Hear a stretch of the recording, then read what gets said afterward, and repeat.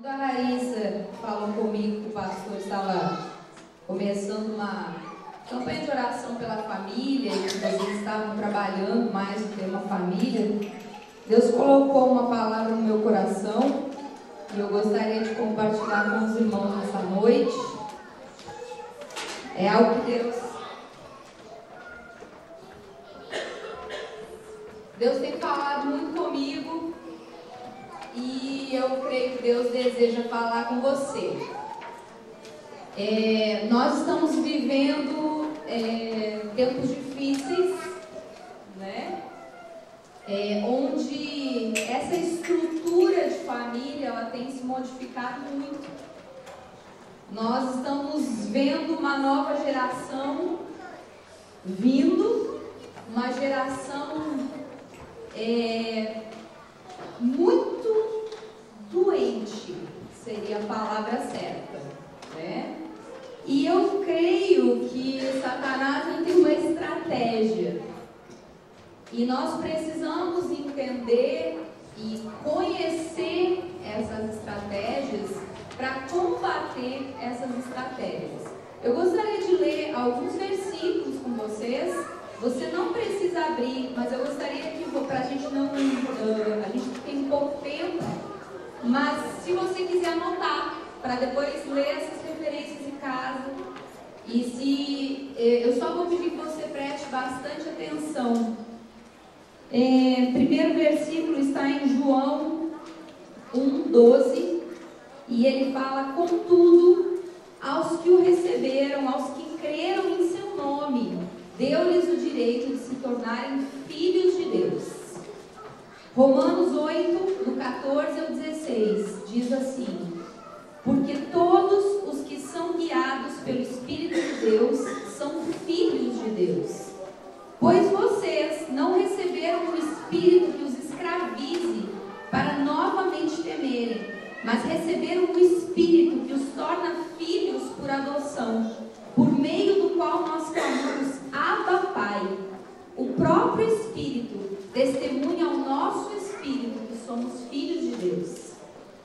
Em 1 João 3,2 fala: amados, agora nós somos filhos de Deus, e ainda não se manifestou o que havemos de ser, mas sabemos que quando Ele se manifestar, seremos semelhantes a Ele, pois o veremos como Ele é. Efésios 1:5. Em amor nos predestinou para sermos adotados como filhos por meio de Jesus Cristo, conforme o bom propósito da sua vontade.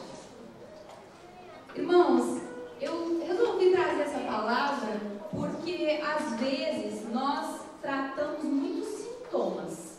O que é isso? Às vezes o nosso corpo, eu sou fisioterapeuta lá no Brasil e eu trabalho com uma especialidade chamada osteopatia. E a osteopatia ela tem um princípio muito interessante, que eu trago isso para a minha vida espiritual também. Ela diz que normalmente o local onde está aparecendo o problema não é o problema. O problema normalmente começou em outro ponto e aquilo ali, o que está acontecendo, na verdade é um sintoma. E muitas vezes, como igreja, nós estamos tratando sintomas. Nós estamos tratando, apagando incêndio, né? Nós estamos com problema na nossa família, mas isso às vezes são sintomas. E se nós não removermos a causa do problema, nós podemos amenizar esses sintomas por um tempo, mas logo eles voltam da mesma forma, né? Isso é como o nosso corpo. Então, se nós não tiramos, não chegamos na causa, na raiz da questão, provavelmente as coisas voltam a ser como eram antes. E eu quis trazer esse assunto porque eu creio que ele é uma causa de muitas vezes nós não conseguirmos nos estruturar como família. Eu lembro que quando eu me converti, eu não tive nenhuma dificuldade, irmãos, de entender que eu era serva de Deus. Eu não tive nenhuma dificuldade de entender que Deus era meu Senhor. Isso foi muito fácil. Deus falava, eu obedecia, eu estava ali, eu era serva, eu estava pronta para fazer tudo o que Deus queria. Mas eu tive uma tremenda dificuldade de entender que Deus também é meu Pai. E isso, irmãos, ele acaba se tornando a causa de muitos problemas na nossa vida. E hoje, muito mais nos tempos que nós estamos vivendo. Deus instituiu a família como um referencial daquilo que é o ideal na nossa vida. Mas quando a gente vai olhar, a gente pensa assim, gente, mas qual é a família ideal hoje em dia? Né? Nossa, a gente começa a olhar para algumas famílias, todas têm problema, né? E muitas vezes nós estamos muito longe daquilo que Deus projetou para que nós fôssemos. E ainda mais, eu vejo muito assim o papel do pai, da mãe, querendo ou não, isto é uma representação de Deus na terra. Assim como nós somos chamados para ser embaixadores de Cristo, quem são embaixadores, irmãos? São aquelas pessoas que representam alguém em um determinado local. E Deus, quando Ele está em nós, Ele nos chama para ser a representação dEle nessa terra, por onde nós passarmos. Às vezes nós estamos orando, oh Deus, faz alguma coisa nessa situação, atinge a vida dessa pessoa. Mas eu quero te dizer, meu irmão, você precisa puxar a sua vida para a responsabilidade, porque Deus habita em você, amém? Então você é mãos de Deus nessa terra. Você é pés de Deus nessa terra. Você é boca de Deus nessa terra. Deus está em você e você é a solução de Deus nessa terra, amém? E quando nós entendemos isso, nós começamos a ver que dentro da nossa família, o pai, ele tem uma representação muito importante. Mas hoje em dia, o que tem acontecido? É muito, muito comum nós conhecermos famílias que não têm um referencial de pai. Ou famílias onde o pai é uma figura extremamente abusiva. Irmãos, como você acha que uma criança vai ver a figura de Deus? Porque nós vamos ligar diretamente a figura paterna a Deus. Eu tenho um exemplo, vou contar um segredo para vocês. Meu marido não veio dessa vez, então eu vou falar um pouquinho dele. Não contem para ele. Eu tenho um exemplo do meu marido, irmãos. Quando ele se converteu, ele teve uma infância, uma adolescência muito complicada. Tanto de referencial paterno quanto de referencial materno. E quando ele se converteu, ele também tinha essa dificuldade, porque a referência paterna dele não era boa, não era legal. E ele estava num processo. Mas só de falar a palavra pai para ele era algo que arrepiava o cabelo dele. E ele queria fugir de Deus. Então é muito sério o que nós temos vivido nesses dias, onde nós estamos perdendo completamente as nossas referências. Hoje em dia, né, algumas pessoas entram a questão de ideologia de gênero, então a gente não sabe, todo mundo pode ser qualquer coisa, não existe mais pai, não existe mais mãe, não existe mais nada. Irmãos, pensa na cabecinha das nossas crianças, até a gente fica confuso. Pensa na cabecinha das nossas crianças a respeito disso. Então, eu vejo que isso é uma estratégia satânica mesmo, para fazer com que a gente se afaste desse referencial de família e desse referencial de pai. E eu quero falar com você nessa noite a respeito de orfandade. Um dia nós estávamos discutindo, eu e meu marido, e nós estávamos falando a respeito desse versículo que diz que Deus, ele nos adotou. Nós somos adotados na família de Deus. E às vezes a gente pensa, quando uma pessoa ela é adotada, a gente pensa, nossa, poxa, essa pessoa foi adotada, né? Que complicado isso, né? Ou a pessoa fica se sentindo mal, porque o primeiro sentimento que vem é o da rejeição. Mas o interessante é que quando uma pessoa biológico, muitas vezes você não escolheu isso. Muitas vezes, algumas vezes você planejou, mas outras vezes aconteceu. Você não teve escolha. Agora, quando você resolve adotar alguém, isso foi uma coisa muito pensada, muito planejada e muito convicta. E precisa haver muito amor para você ter uma atitude dessa. E Deus, Ele poderia ter tido a possibilidade de não ter feito isso, mas Ele escolheu nos ter como filhos. O problema, irmãos, é quando nós estamos dentro da igreja e nós não conseguimos entender essa realidade. Porque hoje em dia existem pessoas que estão na casa do pai, mas não conhecem o pai, não se entendem que são filhos. E eu tenho algo para dizer para você: nós não temos como sustentar o evangelho na nossa vida se nós não entendermos que o evangelho é relacional. Se nós não entendermos esta relação com Deus, porque a carga ela acaba se tornando muito pesada. Órfão é uma pessoa, por definição, uma pessoa que foi privada de pai, de mãe ou de ambos. Orfandade ela é uma condição social de uma criança cujo pai ou a mãe faleceram ou a abandonaram. E tem a ver também com a qualidade de relacionamento que nós temos com os nossos pais, porque alguns possuem os pais, mas ao mesmo tempo são órfãos, porque os pais praticamente não estão com a pessoa.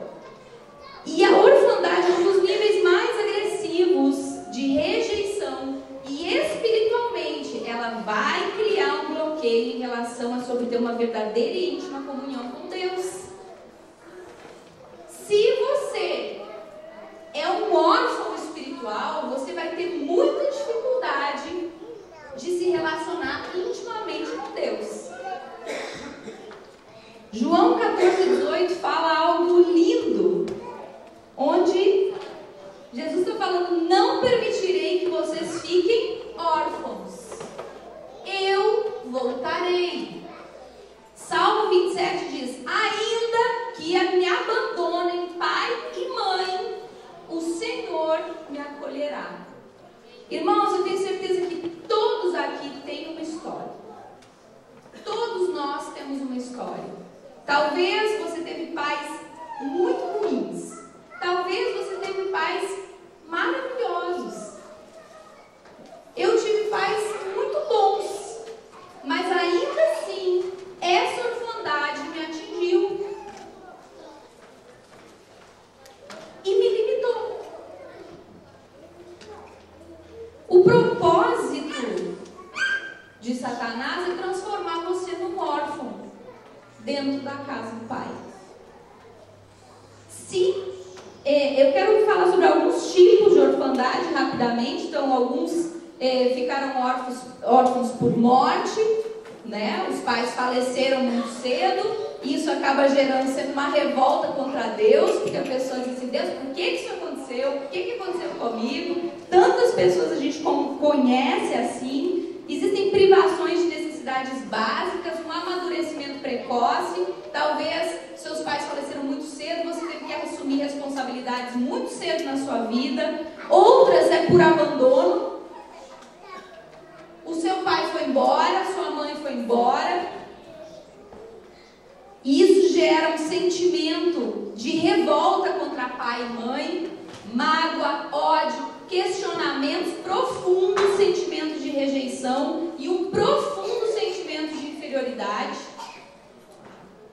Outros é por ausência, que é a mais comum. Vocês vivem na mesma casa, mas a pessoa não está lá. E as consequências disso, irmãos, elas são gigantescas. No sentido físico, muitas vezes, talvez você passou por muitas privações. No sentido emocional, existe um sentimento, um sofrimento de alto nível, feridas, sentimento de inferioridade, de rejeição, de abandono, de solidão, de incapacidade, de insegurança, dificuldade de se relacionar. E a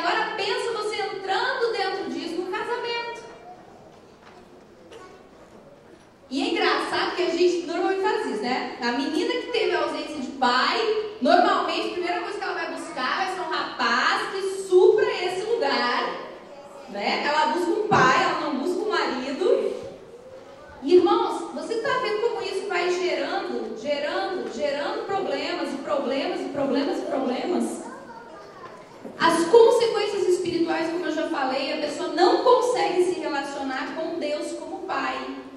É roubado da sua capacidade de adorar, de ser grato, de se entregar completamente, porque você tem medo. Como você vai confiar num Deus que é chamado de pai, se a sua referência de pai não existe? Se seu pai foi embora? Você vive à margem e distante da sua verdadeira identidade de filho amado de Deus. Uma das coisas que eu acho mais interessante é quando Jesus foi batizado, ele poderia ter escutado muitas coisas de Deus, mas ele escutou uma: você é meu filho amado, em quem eu me alegro. Isso foi a primeira coisa. Nem todos nós, às vezes a gente recebeu, né? Abriu o céu e a gente recebeu isso, mas vai ter muitos momentos que Deus vai chegar para nós e vai dizer: você é meu filho amado, em quem eu me alegro.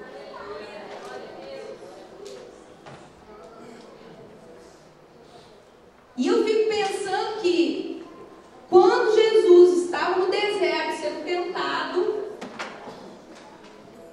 se nós formos observar, a maior tentação foi a respeito de quem ele era. Quem ele era. E a maior tentação na sua vida, e aonde você pode cair inúmeras vezes, vai ser saber quem você é. Quem você é em Deus. Quem você é.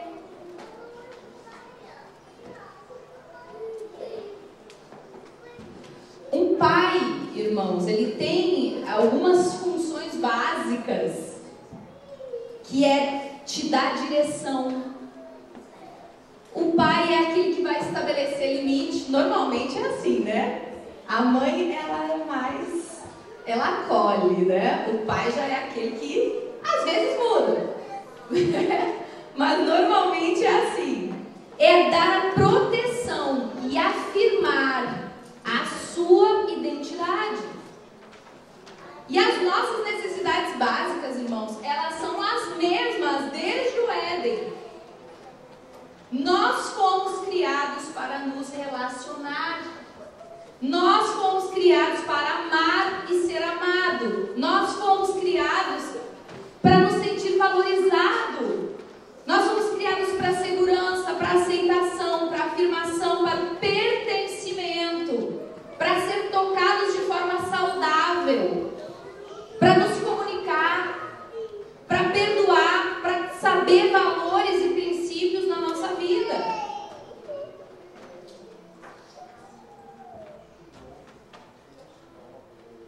E eu queria falar para você muito rapidamente sobre algumas características de órfãos.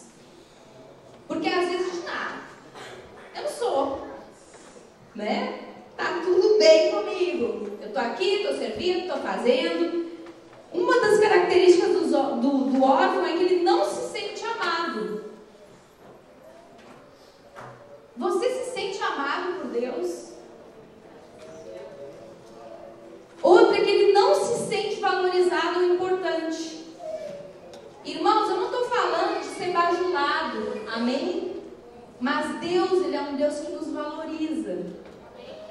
É impressionante isso, mas Ele nos valoriza. Um órfão, ele não se sente apreciado. Ele não se sente pertencente a nenhum grupo.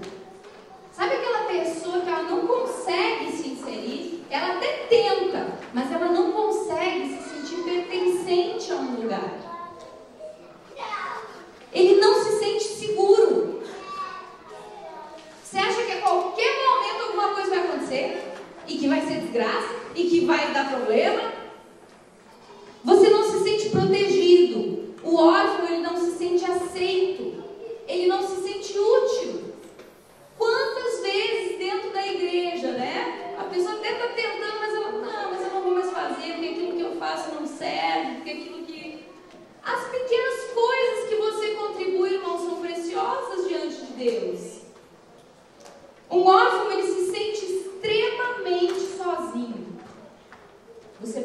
meio de uma multidão. Um órfão, ele é extremamente desconfiado. Quando alguém chega e diz, Deus me abençoe, Deus quer alguma coisa. O que o Senhor quer, Deus? Né? Ou alguém chega para você, você está tão acostumado a ter que dar algo em troca, que você é extremamente desconfiado. Um órfão, ele é pessimista, ele se sente inferior, ele se sente incapaz, ele tem uma mentalidade de escravo. Irmãos, e como é difícil mudar essa mentalidade. Um órfão é extremamente competitivo, porque ele crê que ele precisa guardar uma posição. Um órfão é viciado em reconhecimento. Ah, mas o pastor não falou nada do que eu fiz. Eu acho muito válido e importante nós darmos aquele tapinha nas costas, nós reconhecermos quando algo é bem feito, mas isso não pode nos mover, meus irmãos. Isso não pode nos mover, porque nós sabemos para quem nós estamos fazendo. Nós sabemos de onde vem nossa recompensa, nós sabemos que não é isso que vai afirmar ou deixar de afirmar o que eu sou. Um órfão, ele é possessivo e ciumento. Ele é medroso, ele não sabe lidar com os seus erros e principalmente ele é manipulador. Ele dá um jeito da coisa ser feita do jeito dele. E ele faz a gente acreditar que nós demos a ideia. Irmãos, todos nós vamos lidar com o sentimento de rejeição em algum momento da nossa vida e nos mais diversos graus. Você já passou pela rejeição, eu já passei, você ainda vai passar mais vezes a respeito disso. A rejeição, ela significa ser descartado, ser desprezado, como se a gente não tivesse nenhum valor. A questão, irmãos, não é se nós vamos ou não vamos passar por isso, mas a questão é o que nós vamos fazer com isso. Porque se isso encontra lugar no nosso coração, esse sentimento de rejeição acaba trazendo sobre a nossa vida muitos problemas. A restauração da nossa alma, irmãos, ela não entendam mal o que eu vou dizer, ela é algo sobrenatural. Mas nós trabalhamos para que essa restauração aconteça. A mudança que acontece no nosso espírito, quando nós nos convertemos, ela é algo automático. Mas a nossa alma, ela precisa ser restaurada, e isso é um processo. Isso não vai acontecer de uma só vez. E para que ela seja restaurada, precisa haver disposição da nossa parte. É um passo a passo. Restauração é um passo a passo, irmãos.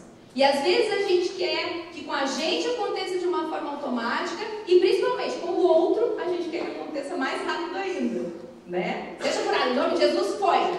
Vai, é isso. Isso não é assim, meus irmãos. Nós temos todo um processo nessa vida e eu creio que esse processo não acaba até que Jesus volte. E glória a Deus por isso, porque eu acho que se fosse de uma vez só, a gente não aguentava, né? Se Deus resolvesse resolver tudo na nossa vida, a gente não ia nem dar conta, eu acho.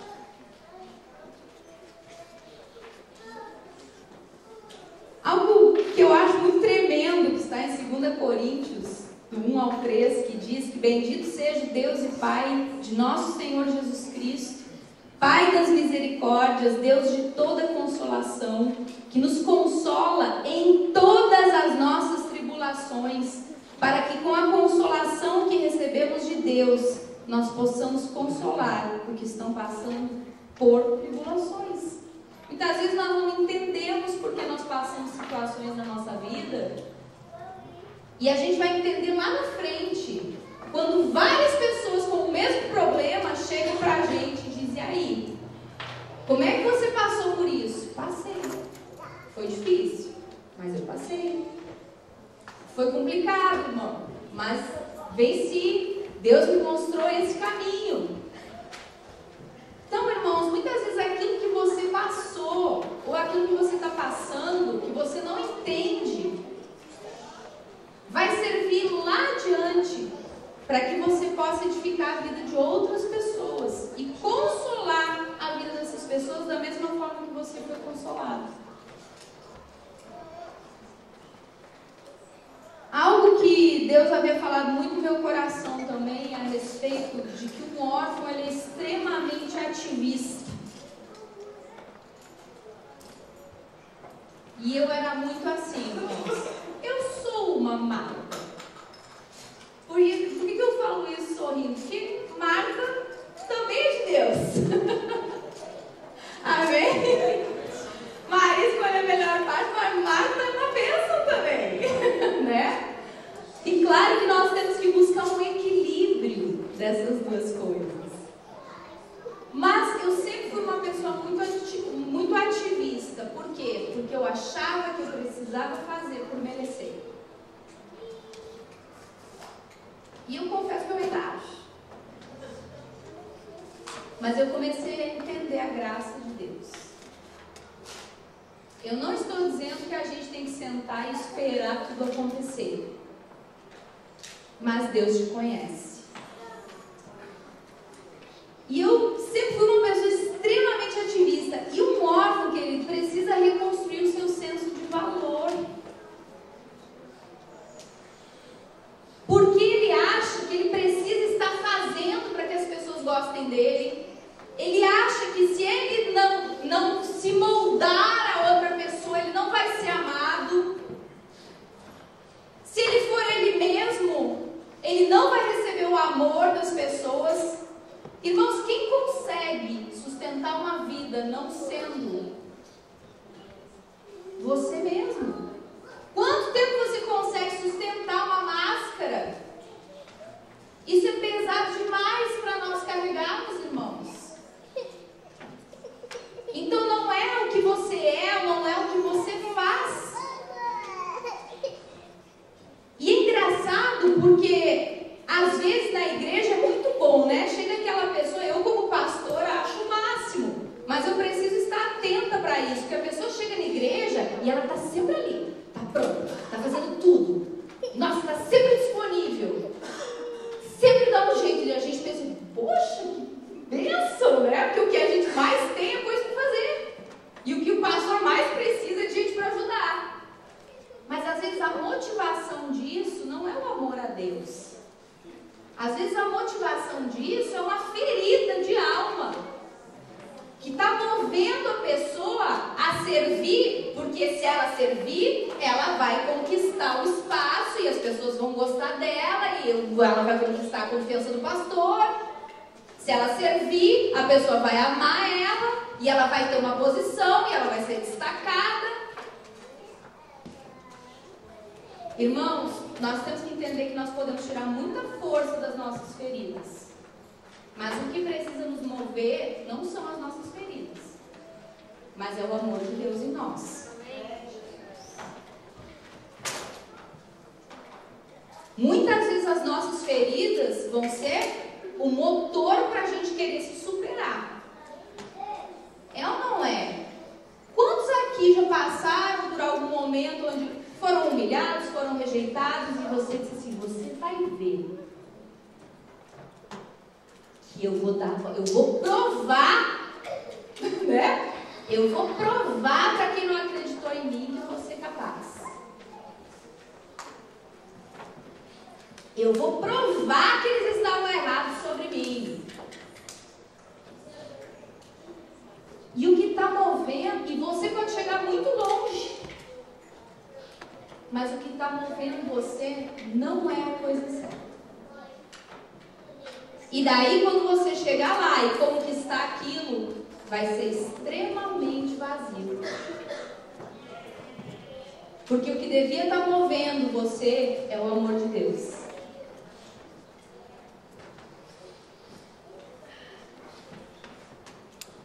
E aí, a gente está lá nesse ativismo e a gente começa a usar os dons que Deus nos deu para conseguir algumas coisas em troca. E assim, meus irmãos, nós vamos caminhando para muito longe da vontade de Deus. Se a gente quer deixar um órfão louco, é tirar o ativismo dele. Quer deixar um órfão brabo, é você tirar o brinquedo dele.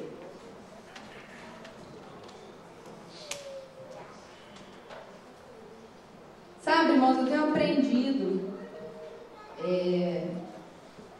Eu já passei por algumas situações, Deus foi movendo muito essa questão na minha vida. Hoje eu quero fazer as coisas porque eu amo a Deus. Não porque eu preciso provar algo para alguém. E eu lembro que eu tive uma fase, na primeira vez que nós viemos para cá, eu estava passando por um tsunami na minha vida.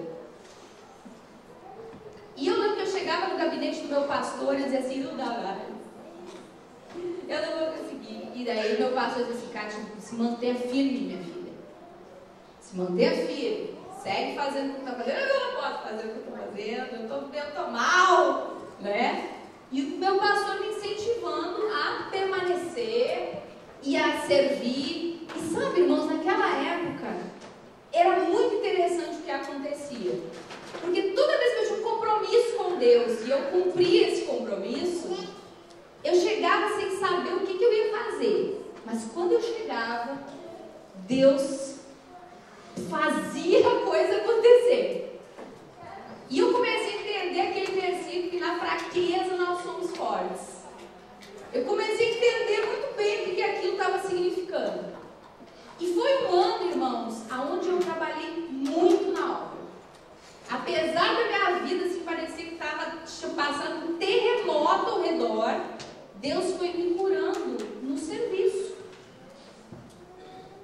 No ajeitar, no andar da carruagem, as melancias foram, se alinhando.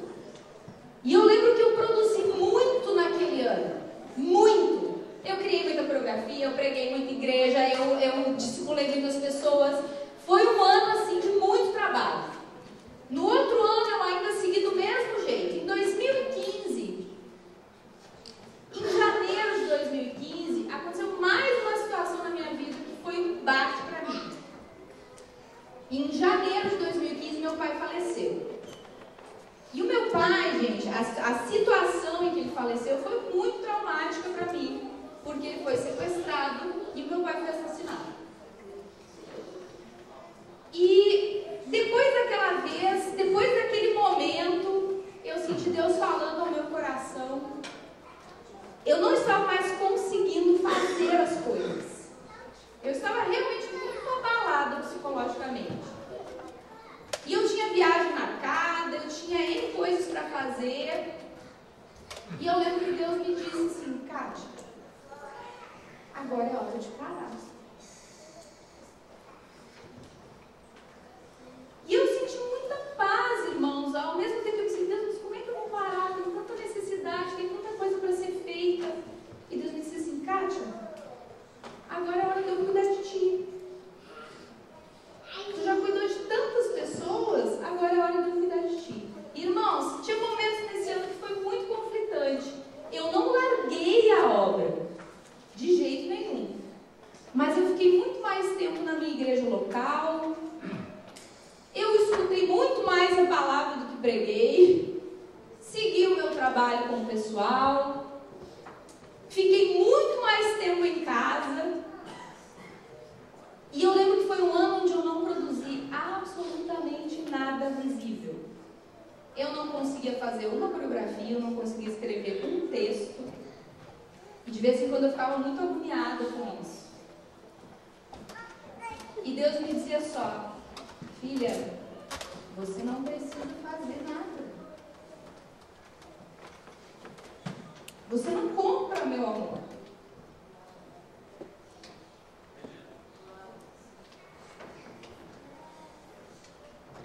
O que você tem que fazer agora é descansar em mim.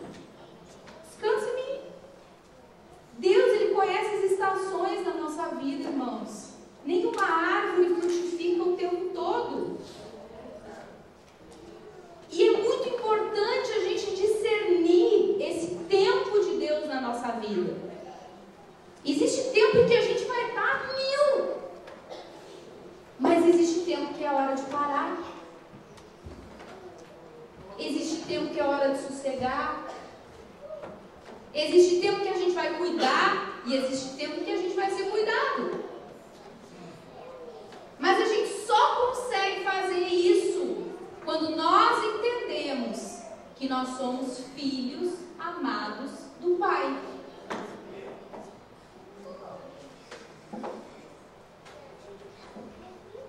E quando a gente quer colocar, irmãos, a nossa vida, essas feridas, porque é muito fácil, às vezes, a gente só abafar e dizer assim, não, tá tudo bem, eu sou fortuna, eu aguento passar por tudo. Ainda mais líder, né? Líder tem que ser super-homem, né? As pessoas acham que líder não tem problema, líder não tem problema, líder sabe como resolver tudo, tá tudo maravilhoso. Não, líder normalmente tem mais problema que qualquer um, né? Porque tem ainda uma responsabilidade maior. Então, irmãos, a gente fica achando que a gente é fortão, que a gente pode todas as coisas, que a gente dá conta, daí a gente tenta empurrar algumas coisas para debaixo do tapete, achando que vai resolver, e não resolve. Porque roupa suja, minha gente, ela não se lava sozinha. O tempo não lava a roupa suja, né? O que lava a roupa suja? A gente lavar, a gente ir, meter a mão na massa e lavar. Então, irmãos, nós temos que entender que se nós temos algo na nossa vida, e isso eu quero colocar para você essa noite. Talvez você tenha muitas coisas que você escondeu debaixo do seu tapete há muito tempo. Você finge que não está aí, que você não quer lidar porque dói. Dói você às vezes lidar com situações, com sentimentos, mas o começo é por aí. Precisa chorar, irmãos? Chora. Precisa chorar a situação? Chora. Porque depois disso, Deus vai começar a mudar essa situação. Amém?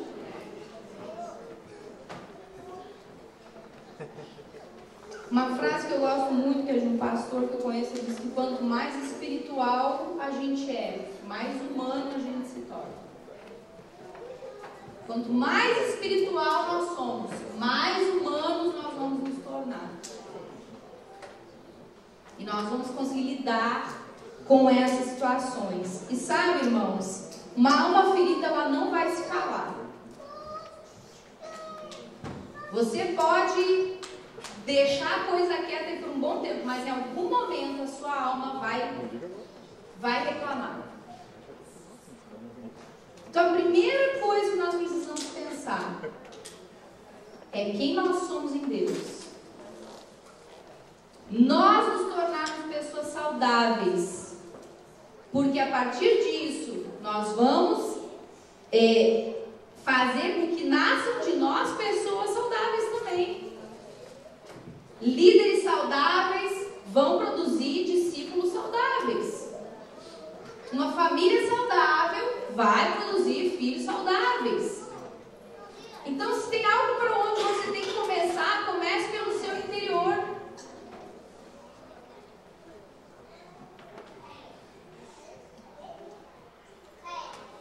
Ontem eu ouvi um testemunho de uma menina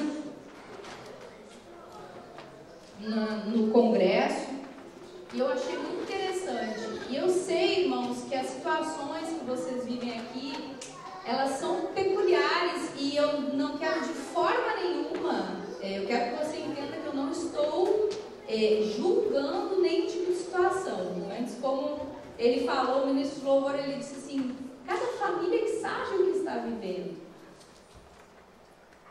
Mas ontem eu ouvi algo, irmãos, que me chamou a atenção. Uma pessoa falou que nós estamos falando a respeito de buscar Deus, conhecer a Deus intimamente e de colocar as coisas de Deus, né? Buscar o reino de Deus em primeiro lugar, e todas as outras coisas seriam acrescentadas.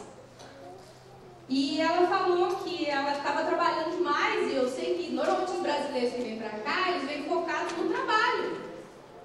E em ganhar dinheiro, em sustentar sua família, em criar um futuro. Mas essa pessoa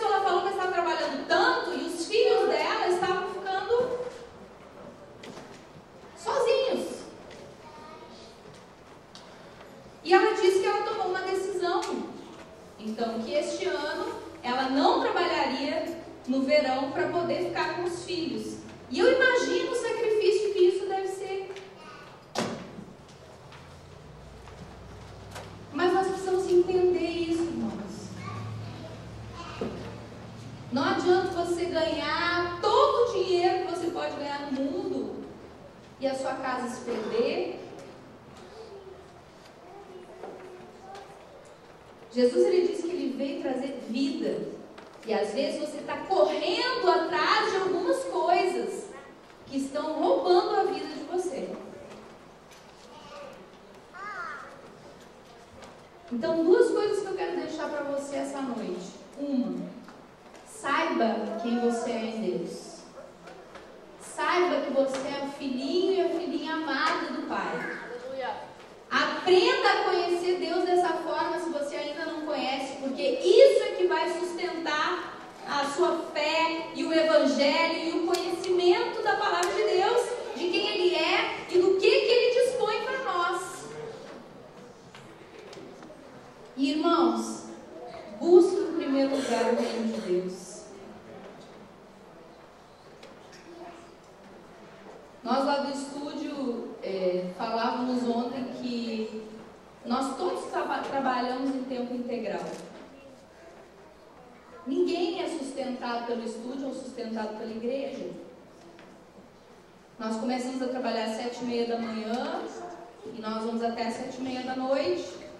E daí o pessoal vai às 7h30 da noite para o ensaio e sai às 10h30 da noite e sacrifica finais de semana. E muitos deles já tiveram ótimas oportunidades, mas essas oportunidades eles teriam que optar se eles ficariam no estúdio ou se eles sairiam do estúdio. E eles chegavam para mim e diziam assim: eu vou dizer não,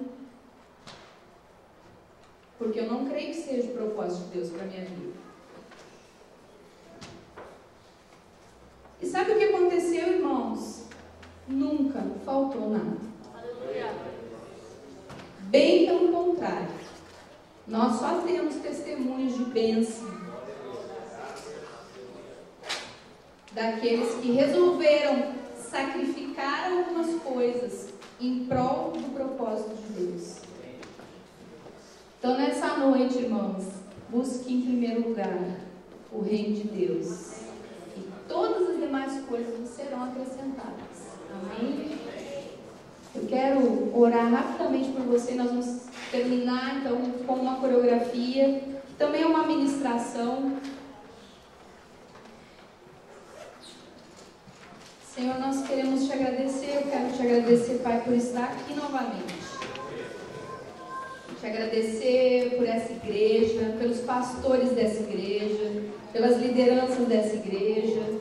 Deus, obrigada porque nós somos família em Cristo.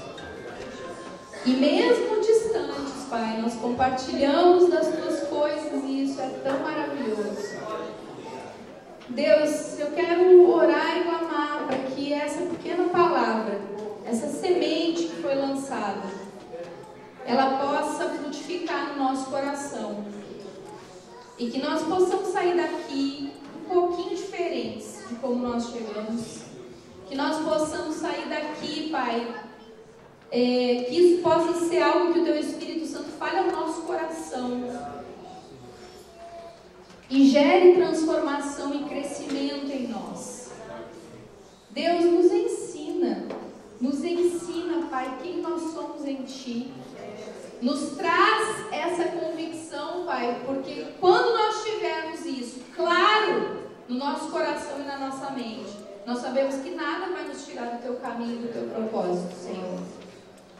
E nós vamos viver de uma forma muito diferente do que nós estamos vivendo. Então nos ajuda, Senhor. E aqueles, Pai, que necessitam, que estão em conflitos, muitas vezes buscando talvez coisas que não é o momento de buscar, mas que o Senhor já tem falado, que o Senhor dê coragem e ousadia, fé, para que eles possam abrir mão daquilo que o Senhor pede. para que eles possam receber do Senhor aquilo que o Senhor realmente tem. Nós te agradecemos, Pai, porque o Senhor é tão querido e tão cuidadoso conosco. E o Senhor nos trouxe até aqui para ouvir essas verdades. Então, Pai, muito obrigada, Senhor, em nome de Jesus. Eu vou pedir para as meninas.